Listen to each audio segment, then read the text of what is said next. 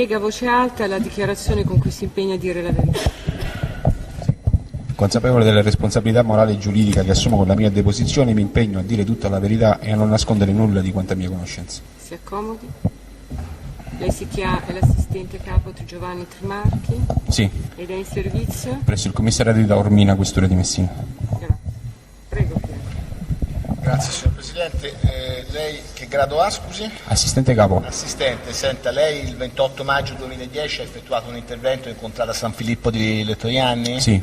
Ho fatto un intervento unitamente all'ispettore Caico Giuseppe, perché avevamo ricevuto notizia dal responsabile della sala operativa che la questura di Milano, nella persona dell'ispettore Colletti, lo aveva contattato dicendo che nel pomeriggio aveva fermato una ragazza, signorina Karima El Marug, i cui familiari risiedevano appunto a Letojanni.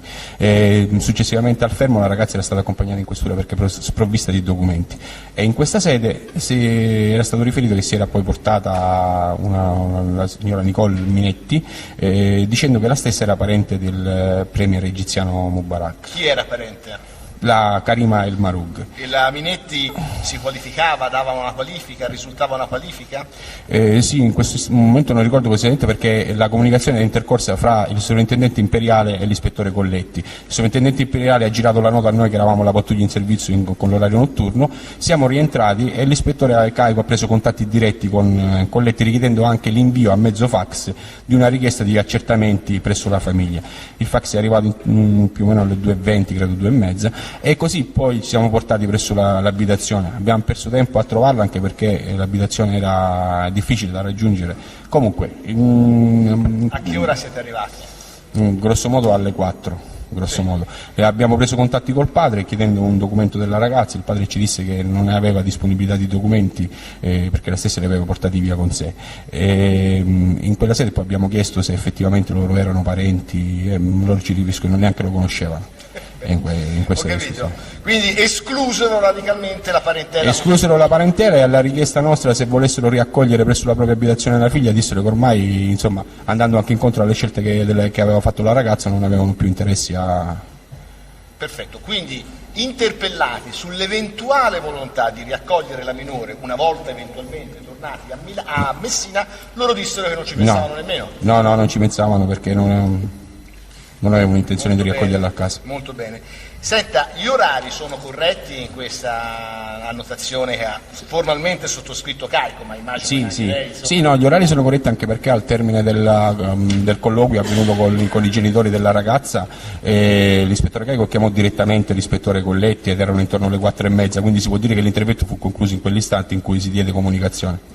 Benissimo, Assistente. Quindi in esito all'accertamento negativo, nel senso che avevano detto che non erano parenti Mubarak, eccetera, eccetera, l'ispettore Caico chiama Colletti. Sì. Lei è presente alla telefonata? Sì, anche se ascolto le parole di Caico, chiaramente non quelle di Colletti, ma ero presente alla telefonata, sì. Assolutamente. Come fu fatta questa chiamata? Col cellulare? A mezzo cellulare, sì. Proprio da sotto l'abitazione della famiglia, appena uscimmo dall'abitazione salendo in macchina, si fece subito questa chiamata. Perfetto, e lì fu informato Colletti? Fu informato. Lei sente Caico dire? Sì, fu informato. Caico disse che intanto non c'erano documenti, che si era chiesta sulla presunta parentela di cui accennava e loro dissero che non c'era alcuna parentela e niente, e poi fu chiesto all'ispettore Colletti se necessitasse di l'invio a mezzo via fax della nostra relazione immediatamente, ma lui disse che non era necessario e che successivamente si sarebbe poi provveduto. Senta, ma questa diciamo, storia non mi pare carino, questa circostanza che la ragazza fosse parente di Mubarak, da che cosa vi risultava a voi?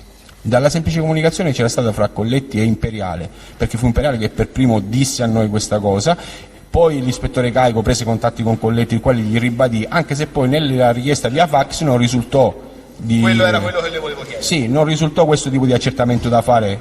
Noi chiedemmo lo stesso perché c'era stata la comunicazione telefonica, ma dagli atti scritti. Ma voi la notaste questa discrasia, questa differenza? Cioè, notammo che l'unica richiesta che c'era arrivata a mezzo via fax era quella di richiedere il documento della ragazza e la parentela con i familiari che erano presenti. Ma non con Mubarak? Ma non con Mubarak. Che Colletti aveva invece chiesto a Caico? Telefonicamente sì. Telefonicamente sì.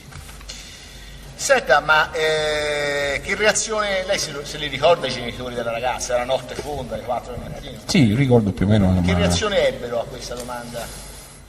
Furono sorpresi sicuramente, se si riferisce alla domanda della parentela col premier egiziano, furono sorpresi. Fra l'altro la risposta del padre mi sembra fu: guardi che noi siamo marocchini, così la risposta, ecco, la prima risposta che ci fu quella.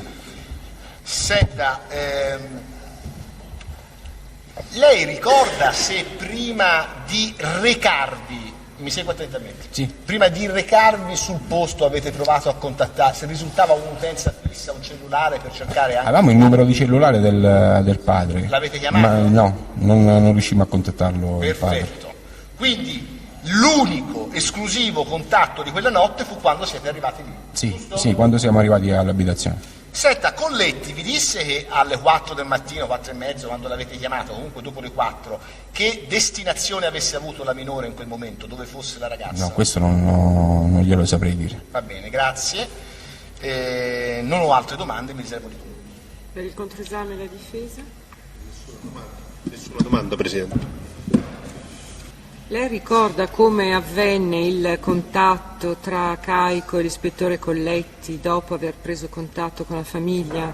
Sì, avvenne un contatto telefonico, Presidente. Sì, ma dove? Con quale telefono? Col telefono dell'ispettore Caico. Il suo telefono di servizio? Il telefono è personale, la scheda era quella fornita dal Ministero dell'Interno, suppongo.